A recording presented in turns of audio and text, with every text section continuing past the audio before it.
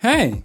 Since I started this channel, I ended up focusing on older games simply for the sake of them being usually shorter and easier to talk about. However, I always got questions like, are you going to review newer games? Can you review this game from my childhood? And are you a rat or a beaver? I've been wanting to get into newer games too, but some of them are just way too long and I don't have the time, like the GTA series. I've been wanting to play those to make videos on, but I only have a week to play the game, write a script, record the audio and edit the video. I might do a playthrough in my free time so I have more time to play them, but that's gonna take a while. So for this week, as you can see, we are gonna talk about Need for Speed. More specifically, the newest release, Unbound. I made a poll on YouTube to see what your favorites were, and I was a bit surprised by the results.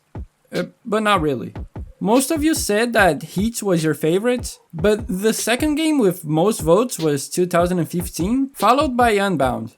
From the comments, what I got is that most people either stopped playing after 2015 or thought that they at least tried going back to its roots. I also feel like the reason Unbound got less votes than 2015 is because the people who might enjoy that one prefers Heat, so it's understandable. But why is that? What happened to Unbound and, really, to the series itself? Most people I see that still play Need for Speed just do it for the hopes of having a small chance that it's gonna be as good as it used to be. Are we just completely blinded by nostalgia? Or are they really just not up to par with the golden era of the series? First things first, I gotta say, the presentation in this game is on point. Heat already nailed that in the last game, but the way everything is quiet with only a beat in the background, and after going into the game having a drop like this was awesome.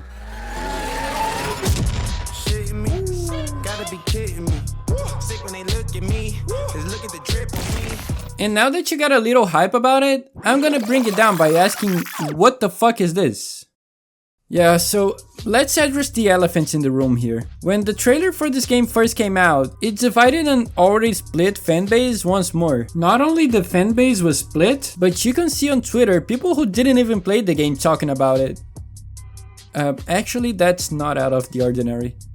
Here's what I think. Need for Speed is in a rough state right now. After what EA pulled with Heat, by discontinuing the support after only 7 months, you don't even have the trust of your fanbase that the game will at least get updated. Most people still hate Break the Drift. The physics still feel like a mod for 2015 and for some reason, you decide that hey, you know what Need for Speed needs?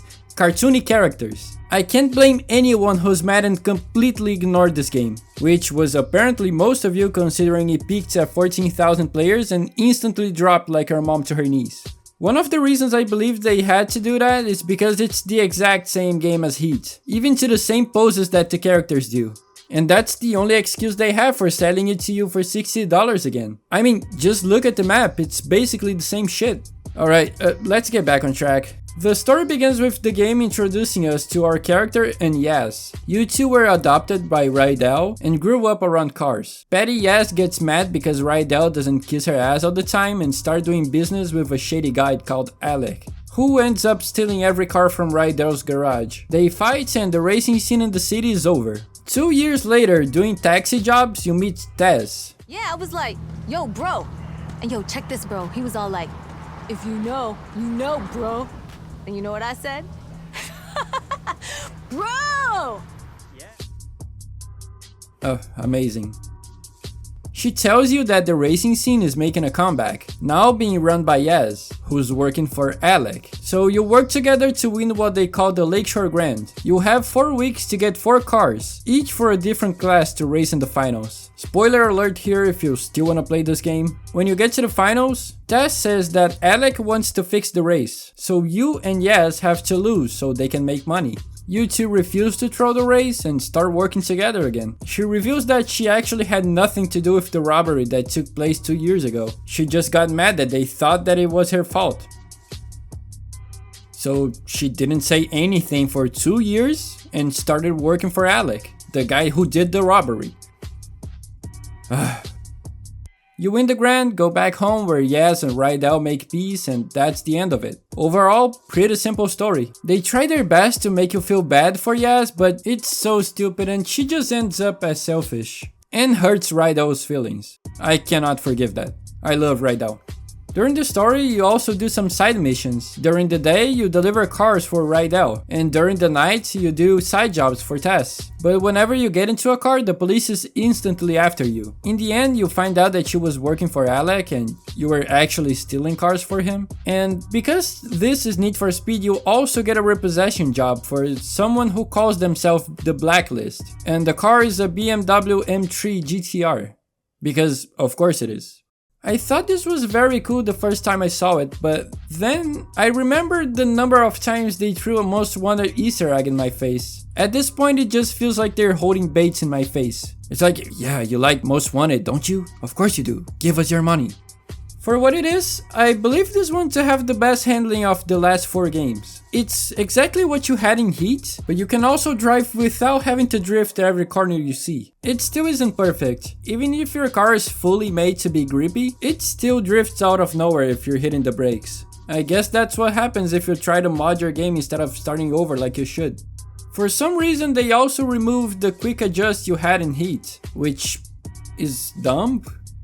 Why would you even do that? You could disable the brake to drift by pressing 2 buttons. Now you have to go back to the garage every time you want to change that. And sometimes you're not even driving your car, so you're forced to use it. I really don't understand why some games do this. You already have a feature in your game that's useful, why would you take it away? Oh, remember I talked about how this game divided the fanbase? From what I've seen, there's only one thing everyone agrees with. The soundtrack in this game is terrible. I don't know who came up with this, but it has no vibe to it. It's probably whatever songs they could find on Spotify and probably underpay them for it.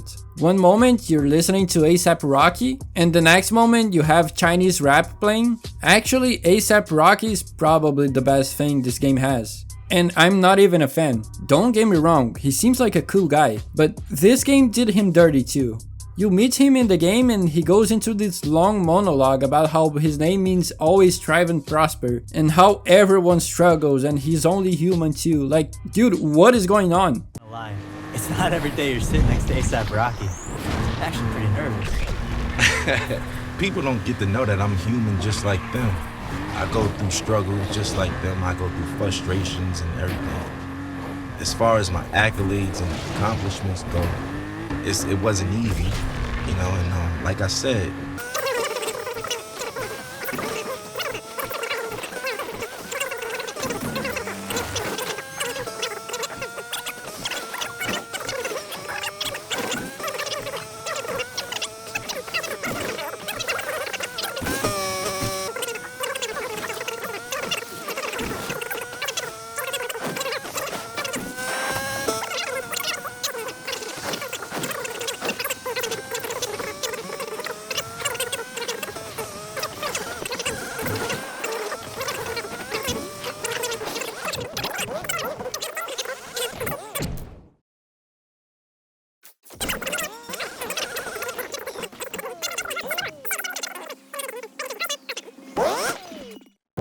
And I won't get too much into this because politics and all that, I don't give a shit. But my god, besides your character not shutting up for the entire game, you have to listen to Trump and Biden talk on the radio all the time.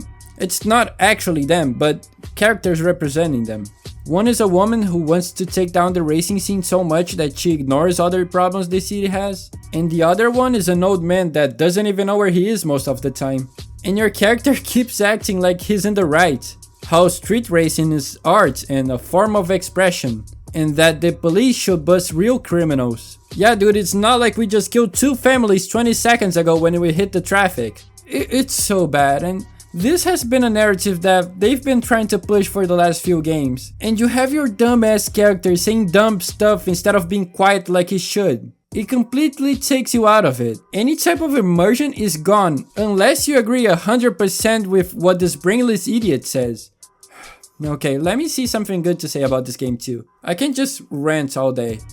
The graphics. Besides the art style being this weird cartoon looking thing, whenever you're in the open world just driving around, the game looks great. There are some great views in the map, especially on the west side of the map where you can see the city and it's beautiful. This was already a thing in other games. After all, it is made in the Frostbite engine, which is known for looking great, but hey, great job devs. Customization is also okay. It's again basically what you had in Heat, but they added the option to remove bumpers because Black Panther made a video on the glitch we had in Heat.